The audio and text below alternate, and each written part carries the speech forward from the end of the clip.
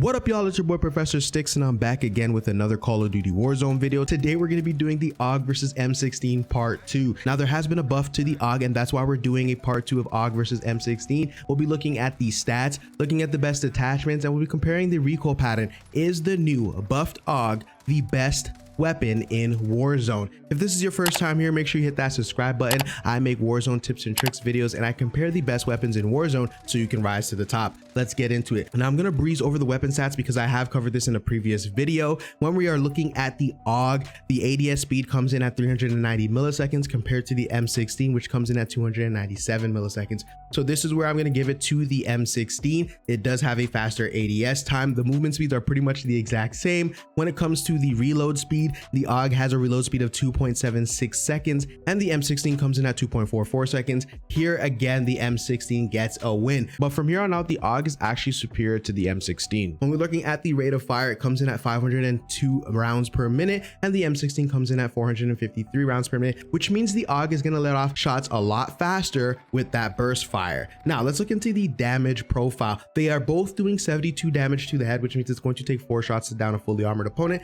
and the same thing at the chest, 40 damage, which means it's going to take 7 shots to down a fully armored opponent. Now they do not have any damage fall off. Now this is where the AUG is another leap ahead over the M16. The time to kill is absolutely insane. If you hit just 2 or 3 headshots, you can bring your time to kill to 478 milliseconds with 2 headshots and 359 milliseconds with 3 headshots, which is an insane time to kill. That means you just need to hit 3 headshots in those 2 burst fires, and the AUG is an absolute melt machine. Now the M16 is pretty similar, but you're still in that 500 range if you hit 2 headshots. Now, if you only hit 3 headshots, you are downing somebody in 397 milliseconds, but that AUG with that just a few fractions faster just is an absolute melt machine because it does have that faster rate of fire, which means the AUG is a better weapon at mid-range to long range, but it especially shines at the long range because of the bullet velocity. Now, if you use the strike team barrel, you can get your bullet velocity for the AUG to 900 plus meters per second, whereas the M16 just comes in over 800 meters per second. This is what makes the AUG the best tactical rifle in the game. Now let's get into the situational use because it has changed since the last time I made a video comparing the AUG and the M16. It was already good at close range with that incredible fast rate of fire. With the buffed bullet velocity, it is definitely the king of tactical rifles, as I said before.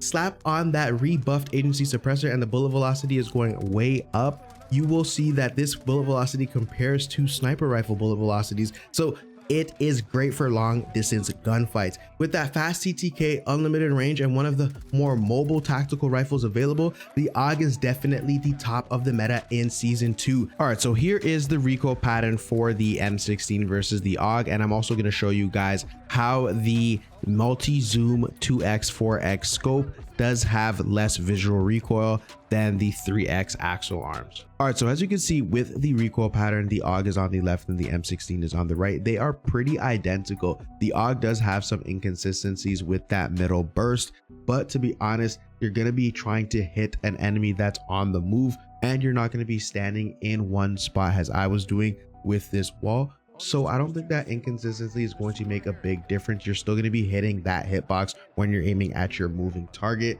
So here, I think the recoil patterns are pretty much identical. Now, when we look at the difference between the multi-zoom and the 3x, we do see that the multi-zoom does give you a little bit less visual recoil. However, it is going to give you a glint. So I personally would not use the multi-zoom 2x 4x. I would just stick with the axial arms 3x.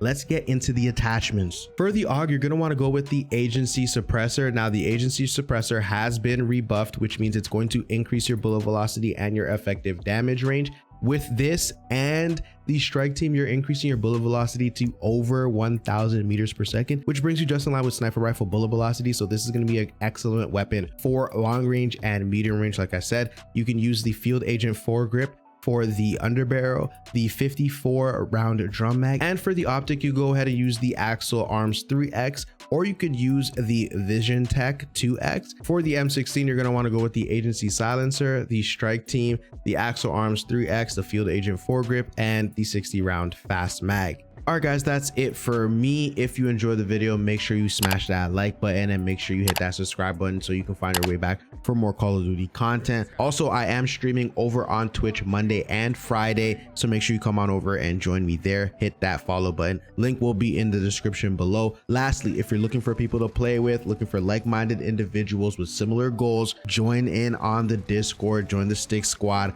over on Discord. The link will be in the description below. Appreciate all the support. As always, make sure you drop into Verdansk and frag out. Peace.